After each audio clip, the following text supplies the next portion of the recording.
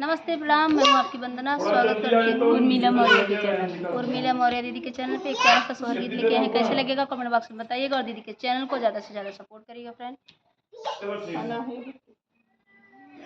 Hello दोस्त, नमस्ते प्रणाम, मैं हूँ आपकी वंदना। स्वागत करती हूँ झूलनिया वाली मौसी के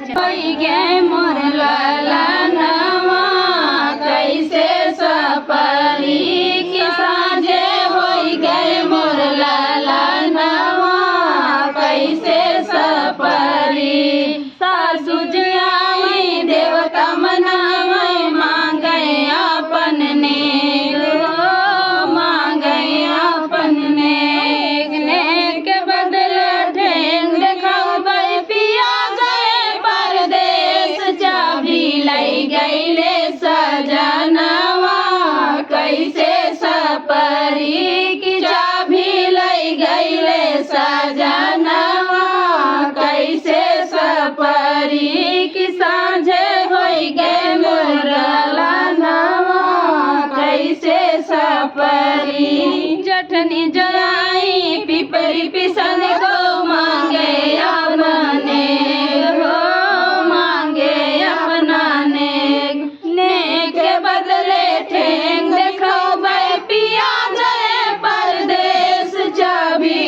गईले सजनवा कैसे सपरी की चाबी लई गईले सजनवा कैसे सपरी की साँझे होई गई मोरलनवा कैसे सपरी छोटी जवाई बुढ़िया चनन को मांगे अपना ने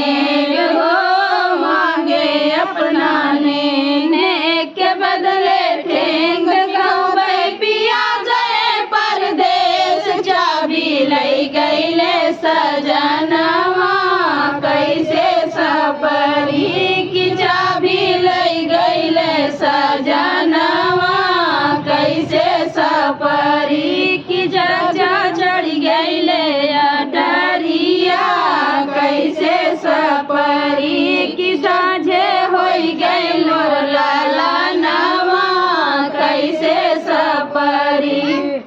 सोहर गीत आप लोगों को कैसा लगा कमेंट बॉक्स बताना। फिर मिलते किसी नए गाने से, तब तक के लिए बाय बाय दोस्तों।